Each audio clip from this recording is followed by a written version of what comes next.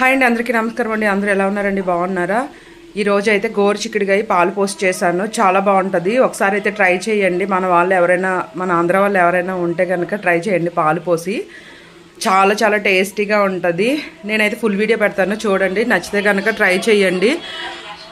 Support చేయండి, subscribe చేయండి, like చేయండి, షేర్ చేయండి.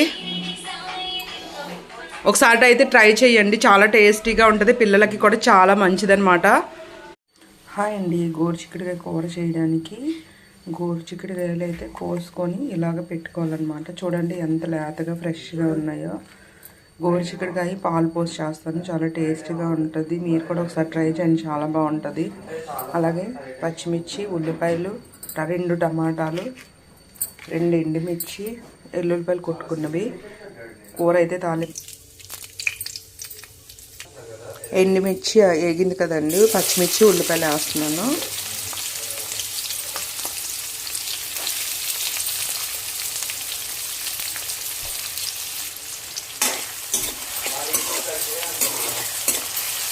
కానీ జాగ్రత్త అమ్మ, వర్షం అది పట్టి వెళ్ళకండి.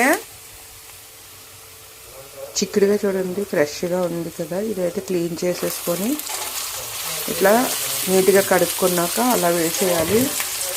బాగా మగ్గబెట్టుకోవాలి, సిమ్లో పెట్టుకొని. మగ్గిన తర్వాత చూపిస్తాను. మంచిగా మగ్గాలి, బాగుంటుంది అప్పుడు కూర. పాలు పోసి చిక్కుడుకాయ ముక్కలు అయితే మగ్గిపోయినాయి కదా, చూడండి బాగా మగ్గినాయి. ఇప్పుడైతే టమాటా వేసుకొని మూత పెట్టేసుకోవాలి. టమాటా కూడా మగ్గాలి. ఇక్కడైతే టమాటా వేసేస్తున్నాను. ఎక్కువ వేయట్లేదు టమాటా, ఒక 2 టమాటా ఉప్పు వేసేస్తున్నాను. ఇట్లా వేసుకోవాలి.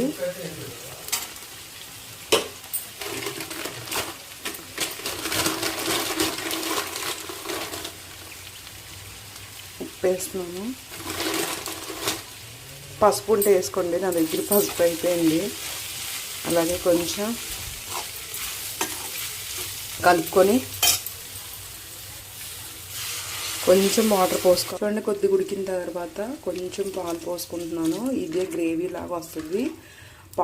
పాలు ఎక్కువ పోసుకున్నా బాధ ఏం లేదు, బాగుంటుంది టేస్ట్ అయితే. పాలు వల్ల ఆ ముక్క బాగా మెత్తబడి టేస్టీగా ఉంటుంది అన్నమాట. ఉడికి ఇదొక 10-15 నిమిషాలు అయితే ఉడికించుకోవాలి. కూర అంతా ఉడికిపోయిన తర్వాత అయితే చూపిస్తాను.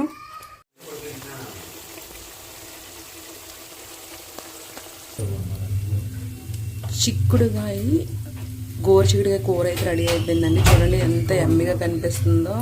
మీకు నచ్చిందా? మీకు నచ్చితే కనుక టేస్ట్ చేయండి.